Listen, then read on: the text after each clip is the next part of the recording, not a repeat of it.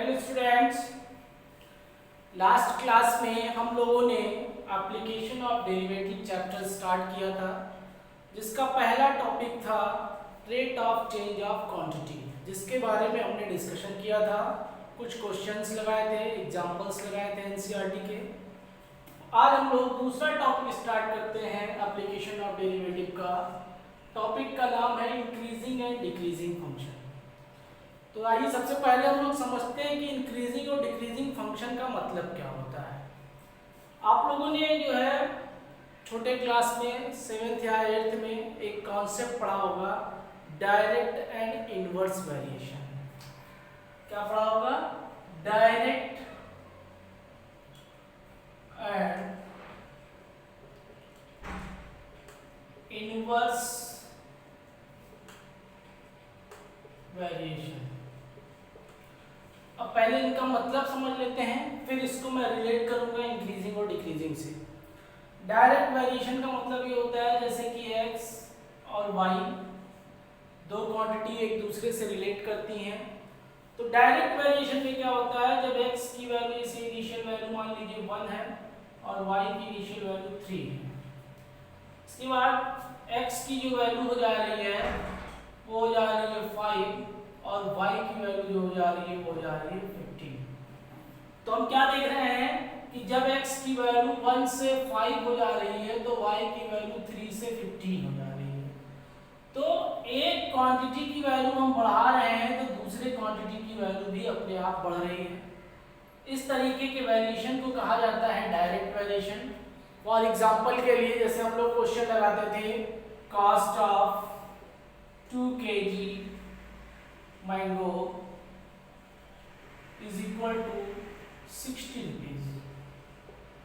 तो cost of 5 kg mango जो हो जाता था, ये जनरल सी मैथमेटिक्स है, ये हम सब लोग जानते हैं, इसमें कोई बहुत वो नहीं है, कोई कॉन्सेप्ट नहीं है, ये जनरल है जो हम लोग अपने डेली लाइफ में करते हैं। कि जैसे 2 किलो आम का दाम जो है 60 रुपए है तो 5 किलो आम का दाम जो है वो 150 रुपए निकल आता है। तो इस तरीके से जो कॉस्ट ऑफ मैंगो है वो एक आपका डायरेक्ट वेरिएशन है कॉस्ट ऑफ मैंगो और क्वांटिटी ऑफ मैंगो। अगर हम क्वांटिटी ऑफ मैंगो 2 से 5 कर रहे हैं तो कॉस्ट ऑफ मैंगो जो हो रहा है वो 60 से 150 हो जा रहा है। तो ये एक टाइप का आपका डायरेक्ट वेरिएशन होता है। अब हम लोग जानते हैं इनवर्स वेरिएशन। इनवर्स वेरिएशन में जैसे एक क्वांटिटी जो है मान लीजिए 10 हो जा रही है और दूसरी क्वांटिटी 15 से कम होकर मान लीजिए आपका कुछ भी हो जा रहा है, मान लीजिए 4 हो जा रहा है। तो क्या है कि जब एक वैल्यू बढ़ रही है तो दूसरी वैल्यू क्या हो जा रही है, घट जा रही है। तो ऐसे वेरिएशन को जो है इनवर्स वेरिएशन कहा जाता है। एग्जांपल के लिए जैसे मान लीजिए कोई एक वर्क है, 5 आदमी मिलके man complete the work in 10 days। मान लीजिए कोई काम है उसे 5 आदमी मिलके 10 दिन में खत्म कर देते हैं। 5 आदमी की जगह हमने 10 आदमी काम पे लगा दिया तो वही काम जो है आपका 10 के बजाय 5 ही दिन में खत्म हो जाएगा। क्योंकि हम कोई भी वर्क कर रहे हैं अगर उसमें लेबर की वैल्यू संख्या बढ़ाएंगे तो नंबर ऑफ डे जो है वो अपने आप कम हो जाएगा। तो यहाँ पे हम क्या देख रहे हैं वर्क के रिलेशन में कि नंबर ऑफ मैन और नंबर ऑफ डेज जो है वो इनवर्सली वेरिएबल है, मतलब इनवर्स वेरिएशन है। एक की वैल्यू हम बढ़ाएंगे तो दूसरे की वैल्यू अपने आप घट जा रही है। आदमी की संख्या 5 से 10 कर रहे हैं तो नंबर ऑफ दिन जो है, नंबर ऑफ डेज जो है वो 10 से 5 हो जा रहा है। तो ये आपका इनवर्स वेरिएशन है। तो डायरेक्ट वेरिएशन और इनवर्स वेरिएशन जिस तरीके से होता है सेम उसी तरीके से इंक्रीजिंग फंक्शन जो होता है आपका डायरेक्ट वेरिएशन माना जाता है और डिक्रीजिंग फंक्शन जो होता है वो इनवर्स वेरिएशन माना जाता है। अब इसको हम बस क्या है, ये हम एक सिंपली मैथमेटिक्स अलजेब्रिकल मैथमेटिक्स पढ़ते थे, यहाँ पे इसे हम फंक्शन के फॉर्म में पढ़ते हैं। फंक्शन के फॉर्म में सिंपली जैसे मान लीजिए कोई फंक्शन है f of x। अब इस फंक्शन, ये फंक्शन जो है मान लीजिए किसी भी क्लोज इंटरवल a b पे, पहले इसको हम डिफरेंशिएट डिफरेंशिएशन से नहीं रिलेट करते हैं, पहले हम इसको सिंपली समझते हैं कॉन्सेप्ट इसका। मान लीजिए कोई फंक्शन है जो रियल नंबर पे डिफाइंड है, x belong to real number, मतलब x जो फंक्शन है f(x) जो है ये रियल वैल्यूड फंक्शन है डिफाइंड। अब इसी में दो वैल्यूज है हमारे पास, एक x1 है और x2 है। अब अगर if x1 is less then x2 है तो इसमें तीन सिचुएशंस हो सकती है। क्या क्या सिचुएशन हो सकती है? एक सिचुएशन ये हो सकती है कि f of x1 is less then f of x2।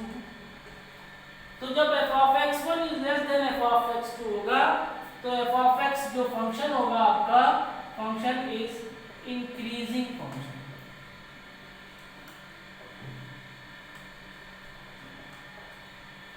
इसी तरीके से अगर उल्टा हो जाए, f of x1 की वैल्यू f of x2 से बड़ी हो जाए, मतलब x2 तो x1 से बड़ा हो लेकिन f of x1 की वैल्यू f of x2 से बड़ी हो, मतलब f of x2 की वैल्यू f of x1 से छोटी हो जाए, तो उस केस में जो फंक्शन होगा f of x जो होगा इज डिक्रीजिंग फंक्शन।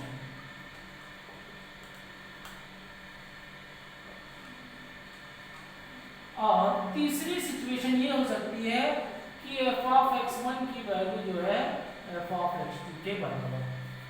तो जब f of x1 और f of x2 दोनों की वैल्यू बराबर होगी तो उस केस में कांस्टेंट फंक्शन होगा। कौन सा फंक्शन होगा?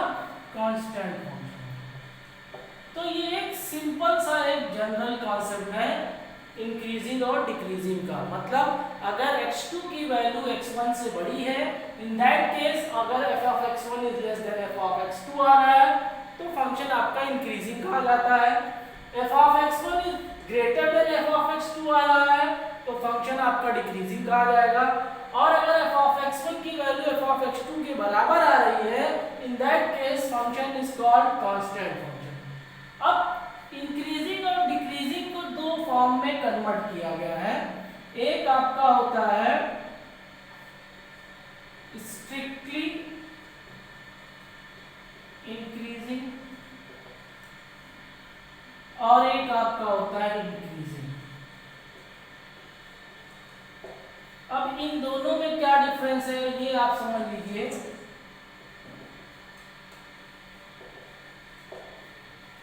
कि अगर f of x1 is less then f of x2 है तब ये आपका स्ट्रिक्टली इंक्रीजिंग होगा। और अगर f of x1 is less than और इक्वल टू है, मतलब f of x1 की वैल्यू या तो f of x2 से छोटी हो या उसके बराबर हो तो फंक्शन आपका सिंपली इंक्रीजिंग फंक्शन कहलाएगा। लेकिन जब f of x1 की value always less than f of x2 होगा तो फंक्शन आपका स्ट्रिक्टली इंक्रीजिंग कहलाएगा। ऐसे ही डिक्रीजिंग का केस है, इसमें भी दो सिचुएशन है। एक आपका स्ट्रिक्टली डिक्रीजिंग है, दूसरा आपका है डिक्रीजिंग। तो जब f of x1 की value always greater than f of x2 होगी तो आपका स्ट्रिक्टली इंक्रीजिंग फंक्शन होगा। और जब आपकी f of x1 की वैल्यू ग्रेटर देन और equal to f of x2 होगी तो ये आपका जो है डिक्रीजिंग फंक्शन होगा। तो सिंपली हमने आपको इंक्रीजिंग डिक्रीजिंग के बारे में बताया। अगर x1 is less then x2 है तो f of x1 is less then अगर f x2 आ रहा है तो स्ट्रिक्टली इंक्रीजिंग है। अगर f of x1 is less than और equal to f of x2 आ रहा है तो इंक्रीजिंग है। ऐसे ही अगर f of x1 is greater then f of x2 आ रहा है तो स्ट्रिक्टली डिक्रीजिंग है। और अगर f of x1 is greater than और equal to f of x2 आ रहा है तो ये डिक्रीजिंग फंक्शन हो जाएगा। तो बच्चों ये आपका बेसिक कॉन्सेप्ट हुआ इंक्रीजिंग और डिक्रीजिंग का। अब इसके ऊपर आपके एक्सरसाइज में आपके बुक में एक एग्जांपल दिया हुआ है, उसको हम समझेंगे और ग्राफ भी जानेंगे कि इनके ग्राफ्स कैसे होते हैं। अब आइए हम लोग ग्राफ में देखते हैं कि अगर हम ग्राफ बनाते हैं इंक्रीजिंग और डिक्रीजिंग का तो किस तरीके से बनता है। अगर आपका फंक्शन सिर्फ इंक्रीजिंग है तो ग्राफ आपका इस तरीके से जाएगा, फिर कांस्टेंट हो जाएगा, फिर इंक्रीज हो जाएगा। ये आपका x है, ये fx है, ये आपका सिर्फ और सिर्फ इंक्रीजिंग फंक्शन को शो करता है।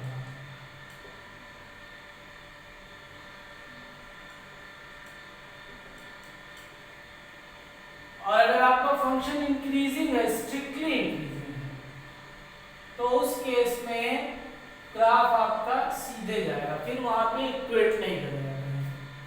ये आपका स्ट्रिक्टली इंक्रीजिंग। इसी तरीके से अगर आपका फंक्शन जो है डिक्रीजिंग है सिर्फ, तो उस केस में इस तरीके से ग्राफ बनेगा आपका। ये आपका डिक्रीजिंग फंक्शन है।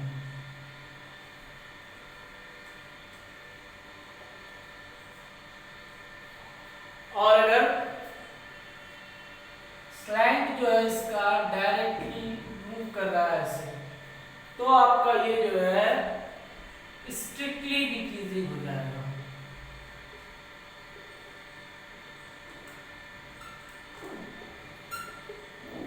ऐसे ही अगर ग्राफ आपका जैसे क्वाड्रेटिक आपका टेक्नोमेट्रिक रेशियो साइन या कॉस का ग्राफ ड्रा करते हैं आप, तो इस तरीके से बनता है। जैसे मान लीजिए साइन का ग्राफ है, साइन एक्स को रिप्रेजेंट कर रहा है, F of x is equal to sine X है, तो ये 0, ये π/2, ये आपका पाई, ये 3π/2, ये आपका 2π। तो हम क्या देख रहे हैं, 0 से 2π के बीच में पहले 0 से π/2 तक ग्राफ इंक्रीज कर रहा है, फिर π/2 से π तक ग्राफ डिक्रीज कर रहा है, फिर π/2 से 3π/2 तक डिक्रीज कर रहा है, फिर 3π/2 से 2π तक इंक्रीज कर रहा है। तो हम क्या देख रहे हैं, इसके कहीं इंटरवल में, कुछ स्मॉल इंटरवल में ग्राफ इंक्रीज भी कर रहा है और कुछ स्मॉल इंटरवल में ग्राफ डिक्रीज भी कर रहा है। तो अगर इस टाइप का फंक्शन है तो ये आपका शो करता है neither increasing nor decreasing। ये आपका सिंपल सा ग्राफिकल रिप्रेजेंटेशन हो गया। अब आइए बच्चों हम देखते हैं कि इस इंक्रीजिंग और डिक्रीजिंग का जो है डेरिवेशन से क्या रिलेशन है, क्योंकि हम पढ़ रहे हैं इसको एप्लीकेशन और डेरिवेटिव। तो डेरिवेशन से इसका क्या रिलेशन है, तो अगर कोई फंक्शन f ऑफ x है, f ऑफ x कोई फंक्शन है जो close interval of A B पे कॉन्टिन्यूअस है, और इस पे क्या है, कॉन्टिन्यूअस है, और इसी के ओपन इंटरवल पे डिफरेंशिएबल है, तो f ऑफ x की वैल्यू जो है इसका डिफरेंशिएट करेंगे। इसमें 3 सिचुएशन आता है आपका, if f dash x is greater then 0, तो f of x is increasing function.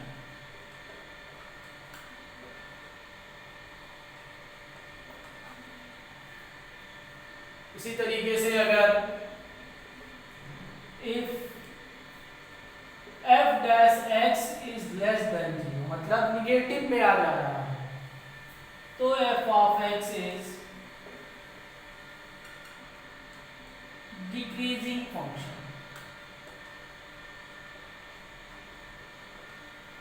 और इसकी तीसरी सिचुएशन है कि अगर f डैश x की वैल्यू 0 के बराबर हो जाती है, तो f of x is neither increasing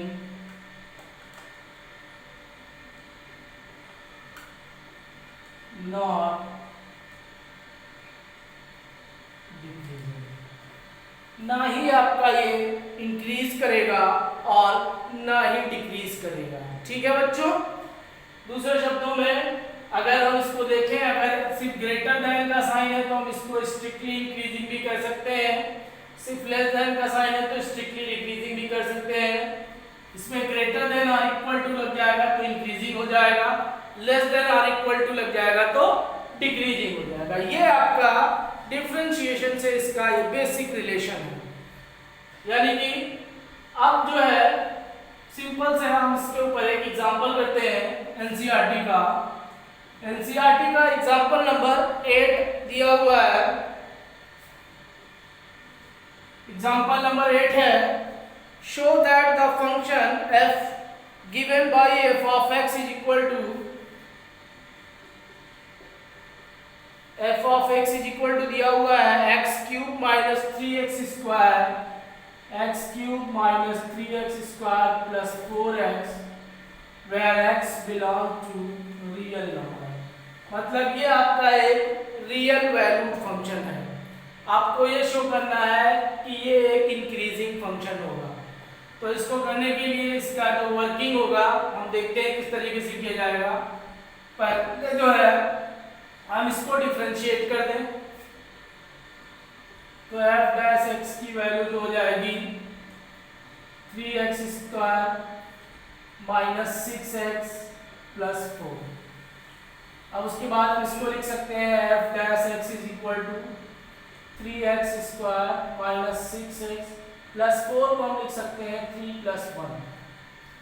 यानी कि f dash x is equal to, इतने से आप 3 कॉमन ले लीजिए तो क्या हो जाएगा x square minus 2x plus 1 plus 1। यानी कि f dash x is equal to 3, ये आपका x माइनस 1 का होल स्क्वायर प्लस 1।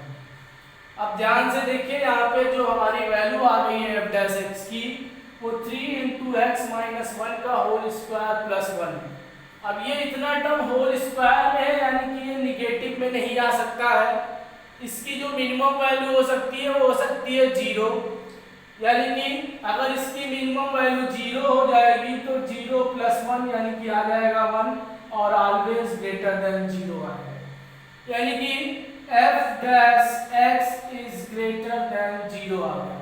तो जब f dash x is always greater than 0 आएगा यहाँ पे तो ये आपने डिफिनीशन पढ़ी कि f dash x is equal to अगर 0 है तो f ऑफ x जो होगा वो इंक्रीजिंग फंक्शन हो जाएगा। Hence f of x is an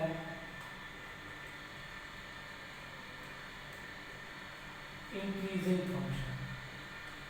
तो इस टाइप के क्वेश्चंस भी आपको बोर्ड एग्जाम में भी 1 या 2 नंबर 1 नंबर में मिल सकते हैं कि एक सिंपल सा फंक्शन दे दिया जाए और पूछा जाए कि ये इंक्रीजिंग होगा या डिक्रीजिंग होगा, ये आपको शो करना है। तो सिंपली उसमें f डैश x की वैल्यू निकाल लेंगे और उसको ही शो करना होगा कि वो ग्रेटर देन 0 है या लेस देन 0 है। उसी के बेसिस पे जो है वो इंक्रीजिंग या डिक्रीजिंग होगा। आई बात समझिए बच्चों।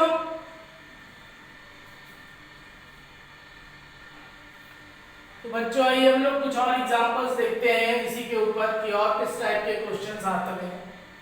ये 2 एग्जांपल मैं आपको बताने जा रहा हूँ एनसीईआरटी का, example number 11 and example number 13। बहुत ही इंपॉर्टेंट क्वेश्चंस हैं ये बोर्ड एग्जाम के पॉइंट ऑफ व्यू से। ये मान के चलिए कि 60 to 70% एक क्वेश्चन इसके ऊपर जो है 4 नंबर का आपको जरूर मिलेगा बोर्ड एग्जाम में। तो बहुत ध्यान से इसे समझिए। तो एग्जांपल दिया हुआ है कि find the interval if f of x is equal to 4x cube minus 6x square minus 72x plus 30 strictly increasing और स्ट्रिक्टली डिक्रीजिंग। एक फंक्शन डिफाइन किया गया है, यहाँ पे कोई डोमेन रेंज कुछ नहीं बताया गया है। इंटरवल यानी कि यहाँ पे जो x इज है x is belong to real number, x is belong to real number है। यानी कि ये पूरा का पूरा फंक्शन जो है आपका निगेटिव इंफिनिटी से पॉजिटिव इंफिनिटी तक डिफाइंड है। अब आपको इसी बीच में इंटरवल निकालना है जिसमें ये गिवन फंक्शन जो है आपका इंक्रीजिंग भी हो और डिक्रीजिंग भी हो।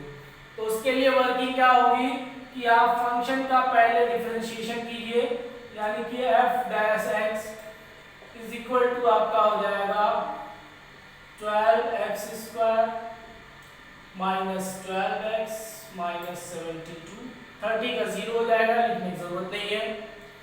अब क्या कीजिए, एफ डैश एक्स इसमें से 12 कॉमन ले लीजिए तो हो जाएगा x square minus X minus 6। अब उसके बाद जो है पॉइंट्स निकालने के लिए फॉर इंक्रीजिंग या decreasing F dash X must be equal to 0, यानी कि 12x square minus X minus 6 is equal to 0 करेंगे जब हम, तो ये 12 बढ़ जाएगा, यानी कि x square minus 3x plus 2x minus 6 is equal to 0। यहाँ पे इसका हम डेल्टा स्प्लिट करके फैक्टर कर देंगे, यानी कि इसका फैक्टर जो आएगा x माइनस 3 और x plus 2 is equal to 0। इससे हमें x की दो वैल्यू मिल जाएगी, एक 3 एक माइनस 2, यानी कि ये आपका जो इंटरवल माइनस इंफिनिटी से प्लस इंफिनिटी तक था, अब इसके बीच में हमें दो पॉइंट मिल गए हैं, यानी कि यहाँ पे अगर हम माइनस 2 लिख दें और यहाँ पे 3, तो अब आप देखिए आपके पास तीन इंटरवल बन गया, एक आपका ये, एक आपका ये और एक आपका ये आपका फर्स्ट इंटरवल बन गया, ये सेकेंड इंटरवल बन गया और ये थर्ड इंटरवल बन गया। अब इसी में हम चेक करेंगे कि कहाँ पे फंक्शन इंक्रीजिंग है और कहाँ पे फंक्शन डिक्रीजिंग है। तो सबसे पहला पॉइंट जो है हमारा वो क्या है, माइनस इंफिनिटी से माइनस 2 के बीच। तो एफ डैश एक्स हमारा कितना है बच्चों, एफ डैश एक्स यही है, तो हम एफ डैश एक्स को ये भी लिख सकते हैं, F dash X is equal to है हमारा 12x माइनस 3 और x प्लस 2। अब अगर हम ध्यान दीजिए यहाँ पे, अगर हम यहाँ पे माइनस इंफिनिटी से माइनस 2 के बीच कोई एक वैल्यू लेते हैं, बस समझने के लिए कि जैसे मान लीजिए माइनस 3 पुट करेंगे आप, तो यहाँ माइनस 3 पुट करेंगे तो माइनस 3 माइनस 6 हो जाएगा, और यहाँ माइनस 3 पुट करेंगे तो माइनस 3 प्लस 2 यानी कि माइनस 1 हो जाएगा, यानी कि ये भी आपका माइनस में आएगा और ये भी आपका माइनस में आएगा, और माइनस माइनस आपका हो जाएगा प्लस, यानी कि एफ डैश एक्स की वैल्यू जो है वो प्लस में आएगी, कहाँ पे, निगेटिव इंफिनिटी से लेकर माइनस 2 के बीच में, यानी कि F dash X is greater then 0 आ जाएगा। तो जब एफ डैश एक्स की वैल्यू ग्रेटर देन 0 होगी माइनस इंफिनिटी से माइनस 2 के बीच में, तो क्या हो जाएगा, माइनस इंफिनिटी से माइनस 2 के बीच में एफ ऑफ एक्स जो हो जाएगा आपका is strictly increasing.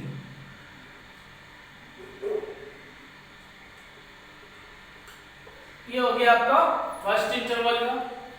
Second interval आपका क्या है, माइनस 2 से 3 के बीच में, तो फिर एफ डैश एक्स क्या है, एफ डैश एक्स हमारा जो है वह 12x माइनस 3 और x plus 2।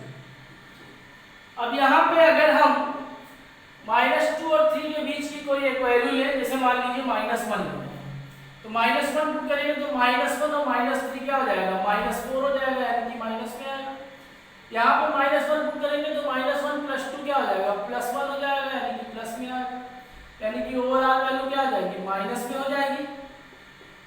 F dash x जो आ जाएगा वो माइनस में आ जाएगा, यानी कि F dash X is less then 0, और जब एफ डैश एक्स की वैल्यू लेस देन 0 होगी तो आपका फंक्शन क्या हो जाएगा, माइनस 2 से 3 के बीच में f of x is strictly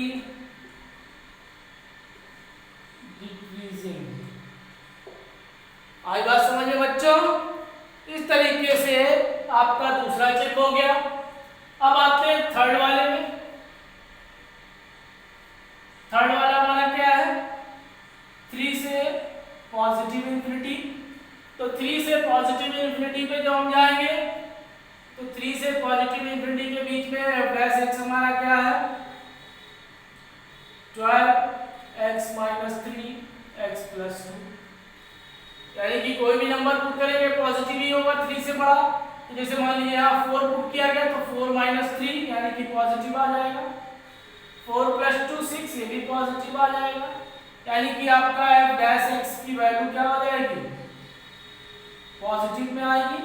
positive का मतलब क्या हुआ f dash x is greater then 0, और जब f डैश x की वैल्यू ग्रेटर देन 0 होगी तो 3 से लेके इंफिनिटी के बीच में f ऑफ x जो हो जाएगा आपका स्ट्रिक्टली इंक्रीजिंग हो जाएगा। तो इस तरीके से बच्चों आपका जो क्वेश्चन दिया हुआ था पहले हमने क्या किया इसको डिफरेंशिएट किया, डिफरेंशिएट करने के बाद जो है इसको हम 0 के बराबर दिखाए, हमको 2 पॉइंट मिल गया। उस 2 पॉइंट में हमारे पूरे इंटरवल को 3 पार्ट में डिवाइड कर दिया। पहला इंटरवल हमारा -इंफिनिटी से -2, दूसरा इंटरवल हमारा -2 से 3 और तीसरा इंटरवल हमारा 3 से इंफिनिटी।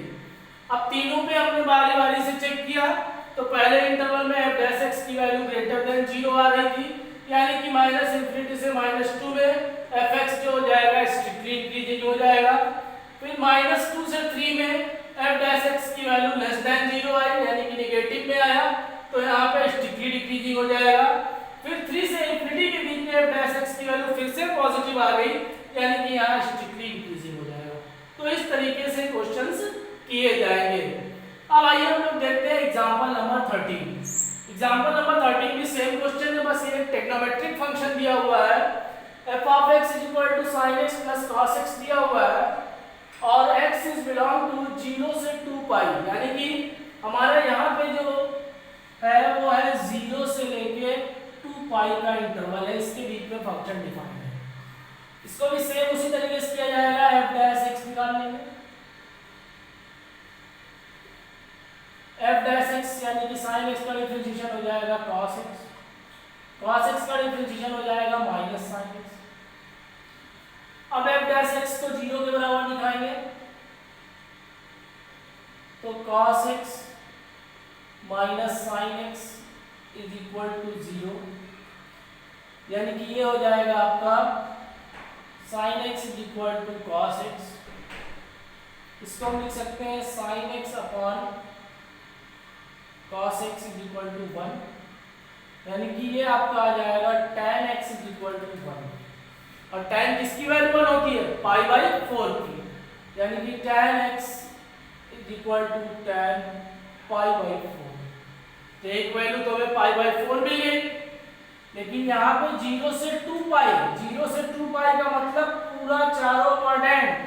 तो फर्स्ट क्वाड्रेंट में तो पाई बाई 4 मिलता है, थर्ड क्वाड्रेंट में भी तो tan की वैल्यू पॉजिटिव होती है, तो फर्स्ट टू थर्ड क्वाड्रेंट में जाएंगे, यानी कि pi plus pi by 4 is equal to 5 pi by 4, यानी कि tan 5 पाई बाई 4 की वैल्यू भी जो है वो आपका 1 होगा, यानी कि दूसरी वैल्यू हमें x की एक वैल्यू मिल जाएगी पाई बाई 4 और दूसरी वैल्यू जो मिल जाएगी वो 5 पाई बाई 4 मिल जाएगी। तो इस तरीके से हमारा जो इंटरवल था 0 से लेके 2 पाई, इसके बीच में हमें 2 पॉइंट मिल गया, एक पाई बाई 4 और एक 5 पाई बाई 4, यानी कि अब हमारा इंटरवल जो है वो फिर से इस क्वेश्चन में भी 3 पार्ट में हो गया, 1 2 3। ये आप फर्स्ट मान लीजिए, ये सेकंड मान लीजिए, ये थर्ड। अब 1 बाय 1 जो है तीनों में हम चेक कर लेंगे, तो जब 1 बाय 1 तीनों में चेक किया जाएगा तो क्या आ जाएगा, पहले हम फर्स्ट वाले में चेक करते हैं। फर्स्ट वाले में 0 से पाई बाई 4 के बीच में, तो f डैश x की वैल्यू हमारी क्या है sin x minus cos x, sin x minus cos x। अब 0 से पाई बाई 4 के बीच में sin की वैल्यू भी पॉजिटिव होती है, cos की वैल्यू भी पॉजिटिव होगी, यानी कि f डैश x की जो वैल्यू आ जाएगी, क्योंकि ध्यान दीजिए जैसे ये होता है। तो 0 से साइन की वैल्यू बढ़ती है और कॉस की वैल्यू जो होती है वो घटती है, यानी कि ये वैल्यू आपकी जो आ जाएगी ये ग्रेटर देन 0 आ जाएगी। एफ डैश एक्स जो आपका आ जाएगा ये ग्रेटर देन 0 आ जाएगा। तो यहाँ पे फंक्शन क्या होगा, इंक्रीजिंग होगा।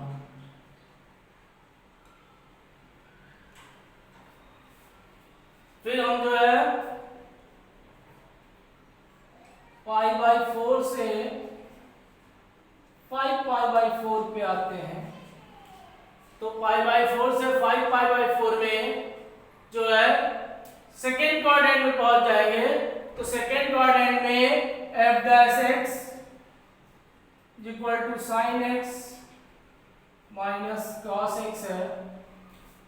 तो सेकेंड क्वाड्रेंट में आपकी साइन की वैल्यू तो पॉजिटिव होती है, कॉस की वैल्यू जो है वो निगेटिव होती है, यानी कि यहाँ पे जो हमारी ओवरऑल वैल्यू आ जाएगी f डैश x की वो लेस देन 0 आ जाएगी। तो जब ये लेस देन 0 आ जाएगी तो क्या हो जाएगा, डिक्रीजिंग हो जाएगा। अब जो हमारा तीसरा वाला है 5π/4 से 2π, तो इसमें जो है आपका f dash x sine x minus cos x, तो साइन की वैल्यू तो निगेटिव होगी लेकिन कॉस की वैल्यू बढ़ेगी फोर्थ क्वाड्रेंट में, और कॉस की वैल्यू यहाँ पॉजिटिव होती है, यानी कि ओवरऑल जो है इसकी वैल्यू कम हो जाएगी, इसकी वैल्यू ज्यादा हो जाएगी, यानी कि निगेटिव वाला ज्यादा हो जाएगा, पॉजिटिव वाला कम हो जाएगा, यानी कि निगेटिव वाला ये ऐड हो जाएगा। तो ये आपका जो है वो इंक्रीजिंग, यानी कि f डैश x की वैल्यू जो है वो ग्रेटर देन 0 हो जाएगी। जब ग्रेटर देन 0 हो जाएगी तो इसमें भी इंक्रीजिंग हो जाएगा। तो इस तरीके से क्वेश्चंस किया जाएगा, चाहे वो ट्रिग्नोमेट्रिक फंक्शन पे हो चाहे पॉलिनोमियल फंक्शन पे हो। सिंपली जो है f डैश x निकालेंगे, उसको 0 बराबर दिखाएंगे, पॉइंट्स निकाल लेंगे, हमारे पास इंटरवल मिल जाएगा। इंटरवल्स में f डैश x की वैल्यू चेक कर लेंगे, जिसमें पॉजिटिव आएगा वो इंक्रीजिंग फंक्शन होगा, जिसमें निगेटिव आएगा वो डिक्रीजिंग फंक्शन होगा।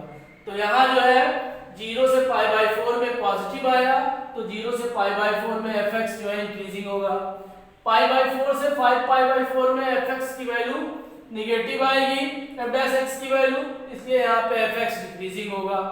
उसके बाद 5π/4 से 2π के बीच में f डैश x की वैल्यू ग्रेटर देन 0 आएगी, इसलिए यहाँ पे fx जो है वो इंक्रीजिंग होगा। तो इस तरीके से बच्चों क्वेश्चंस किए जाएंगे।